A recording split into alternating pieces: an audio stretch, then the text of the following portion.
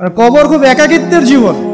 আসলে মৌতের যে যন্ত্রণার কথা আমরা বলি না, এটা সবচেয়ে বড় বিষয়টা কি জানেন? এর শারীরিক কষ্ট তো আছেই, এই যে দুনিয়ার সবার থেকে বিচ্ছেদ, এটাই হচ্ছে যন্ত্রণা। সবার থেকে বিচ্ছেদ না, সবার থেকে বিচ্ছেদ হয়ে চলে যেতে হয়, এটাই সবচেয়ে বড় যন্ত্রণা। মানুষ একা থাকতে চায় না। জেলখানায় যে মানুষকে বন্দি করে রাখে না, একাকিত্বের কষ্টে মানুষ ভোগে, একা একা, আমি একা, কেউ নেই আমার সাথে, এটাই। এর উপর যদি আবার টর্চার করা হয়, রিমান্ড দেওয়া হয়, তাহলে কি অবস্থাটা হবে বোঝেন। এই হলো কবর, এই হলো কবর। একটা ঘটনা বলে শেষ করে দেই, যে একজন ব্যক্তি মারা গেছেন, আর মুসা আলাইহিস সালামের সময় মানে বানু ইসরাইলের কোন এক নবী, আমি ঠিক নাম বলতে পারবো না যে কোন নবী, কারণ নামটা হাদিসে আসে নাই, কোন একজন নবী আল্লাহর কাছে দোয়া করছেন, আল্লাহ মৃত মানুষের সাথে আমার একটু কথোপকথন করায় দাও, আমি জাস্ট একটু কথাবার্তা বলতে চাই যে মৃত মানুষটা কেমন আছে বা তাদের অবস্থাটা কি আমি জানতে চাই। তো আল্লাহ পাক সেই ব্যবস্থা করে দিলেন। তিনি একটা কবরের কাছে গিয়ে দাঁড়ালেন, একজন মৃত মানুষ উঠে আসলেন। এটা সায়েন্স বিশ্বাস নাও করতে পারে, আমাদের কোনো মাথা ব্যথা নেই, ঠিক আছে। তো এবার তিনি তাকে জিজ্ঞাসা করছেন যে তুমি কেমন আছো, তুমি কেমন আছো, এই মুর্দাকে জিজ্ঞাসা করছেন। তিনি বলছেন আজকে থেকে প্রায় 500 বছর আগে আমার মৃত্যু হয়েছে।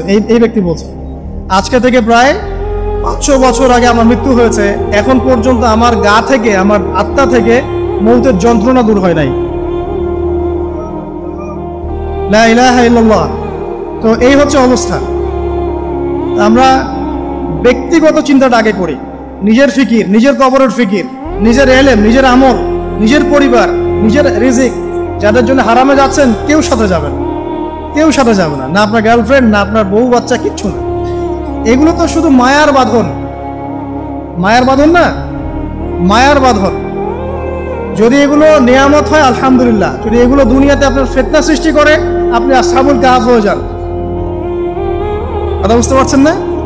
এরপরে যদি সামর্থ্য হয়, আল্লাহ পাক আপনাকে জ্ঞান দেন, আপনাকে পলিটিক্যাল পদ দেন, ইকোনমিক সেকশনে জ্ঞান দেন, ইত্যাদি ইত্যাদি, আপনাকে আল্লাহ যে সেকশনে রাখবেন সেখান থেকে দিনের খেদমত করবেন, পারবেন না ইনশাআল্লাহ? ডক্টর হয়েছেন, রোগীদের ফিস কমায় দেন, ট্রিটমেন্ট ইজি করে দেন। হ্যাঁ, ডক্টর হন, একজন ভালো ডক্টর হন, কসাই হন, ইঞ্জিনিয়ার হন, একজন সৎ ইঞ্জিনিয়ার হন, চোর হন। আপনি যেখানে থাকবেন সেখান থেকেই আপনি খেদমত করতে পারবেন। সবাইকে আলেম হতে হবে জরুরি না, সবাইকে দায়ী হতে হবে জরুরি না, এবং সবাই এটা হতেও পারবে না। এভাবে জাতি গঠন হয় না।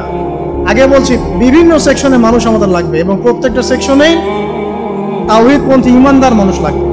ইবলিস যখন আদম আলাইহিস সালাম এবং হাওয়া আলাইহিস সালাম তাদেরকে যখন জান্নাত থেকে বের করিয়ে দেয়, প্রলোভন দিয়েছিল, মিথ্যা প্রলোভন, যে হাল আদুল্লুকুম, হে আদম এবং হাওয়া, আমি কি তোমাদেরকে জানিয়ে দিব, আলা শাজারাতিল খুলদি ওয়া মুলকিন লা ইয়াবলা, হে আদম এবং হাওয়া, আমি কি তোমাদেরকে জানিয়ে দিব এমন একটা গাছের ব্যাপারে যেই গাছের ফল খেলে পরে তোমরা চিরস্থায়ী হয়ে যাবে এবং কোনোদিন মরবে না।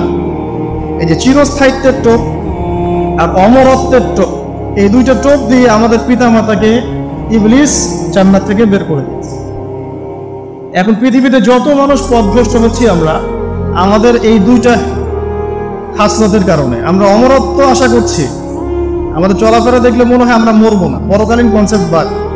একটা হচ্ছে চিরস্থায়িত্বের টোপ, ক্ষমতা, এই যে ক্ষমতার দাপট, এই দুটো আমাদেরকে কিন্তু পথভ্রষ্ট করছে। ঠিক একই অস্ত্র ছিল ইবলিসের। সূরা আরাফ পড়ে দেখেন, আমি কোনো কিছু বানিয়ে বলছি না। তখন আল্লাহ পাক বললেন যে ইয়া বানি আদম, হে বনু আদম, আদমের সন্তান যারা আছো, আমাদেরকে আল্লাহ পাক বলছে তোমরা শোনো, লা ইয়াফতিনান্নাকুমুশ শাইতান, শয়তান যেন তোমাদেরকে ফিতনায় না ফেলতে পারে। কামা আখরাজা আবাওয়াইকুম মিনাল জান্নাহ, ঠিক যেমন করে তোমাদের পিতামাতাকে শয়তান জান্নাত থেকে বের করে দিয়েছে। যেহেতু আমাদের পিতা আর মাতাকে শয়তান জান্নাত থেকে বের করে দিয়েছে, আল্লাহ পাক এই আদমের সন্তানদেরকে বলছেন তোমরা সতর্ক থেকো, তোমাদেরকে যেন শয়তান জান্নাত থেকে যেভাবে বের করেছিল তোমার পিতা মাতাকে, এমন করতে না পারে। আর কি করতে না পারে? ইয়ানজিউ আনহুমা লিবাসাহুমা লিয়ুরিয়াহুমা মিন সাওয়াতিহিমা। পড়ে দেখেন সূরা আরাফ। আল্লাহ বলছেন, মনে রেখো আদমের সন্তানরা, ইবলিস কিন্তু শুধু তোমার পিতামাতাকে জান্নাত থেকে বের করেই দেয় নাই, বরং গাছের কাছে নিয়ে গিয়েছিল, ফল খাওয়ার সাথে সাথেই তাদের গায়ের পোশাক খুলে পড়ে গিয়েছে। তাহলে আমাদের পিতামাতাকে জান্নাতে নগ্ন করে দিয়েছিল কে? সেই কথা আল্লাহ পাক বলছেন আদম সন্তানদেরকে, তোমরা সতর্ক থেকো, তোমাদেরকে যেন ইবলিস নগ্ন করতে না পারে, ঠিক যেমন করে তোমাদের পিতামাতাকে করেছে। তাহলে এখন যে পুরো বিশ্ব জুড়ে নগ্নতার যে সংস্কৃতি চলছে এরা কার এজেন্ডা বাস্তবায়ন করছে বুঝতে পারছেন?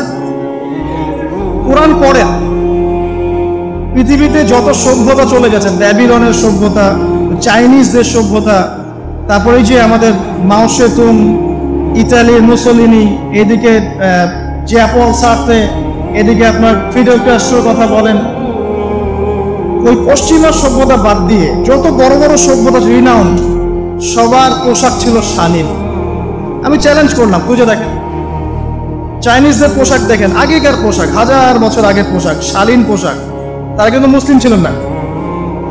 আপনি এই ব্যাবিলনের সভ্যতা দেখেন, ব্যাবিলনের সভ্যতা অনেক প্রাচীন না? এই সভ্যতার পোশাক দেখবেন এটা অশালীন পোশাক ছিল না।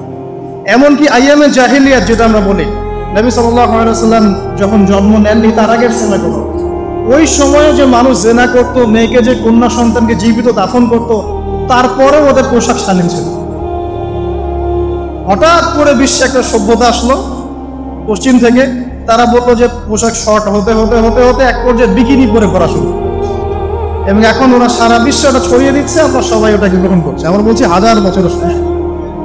এখন দেখেন আল্লাহ পাক কি বলছেন, ওয়াইদা ফাআলু ফাহিশাতান, ওই সূরার মধ্যে আছে, যখন তারা কোনো ফাহিশা কাজ করে তারা বলে, তারা বলে ওয়াজাদনা আলাইহি আবানা, আমরা এগুলো আমাদের বাপ দাদাদেরকে দেখেছি করতে। যখন তারা কোনো ফাহিশা কাজ করে তারা বলে, অশ্লীল কাজ করলে বলে, আমরা এগুলো দেখেছি বাপ দাদা পিতৃপুরুষ থেকে করে আসছে। আল্লাহু আমারানা বিহা, আল্লাহ আমাদেরকে আদেশ করেছেন। আল্লাহ বলেন, কুল ইন্নাল্লাহা লা ইয়া'মুরু বিল ফাহশা, আল্লাহ পাক কখনো অশ্লীল কাজের আদেশ করতে পারেন না।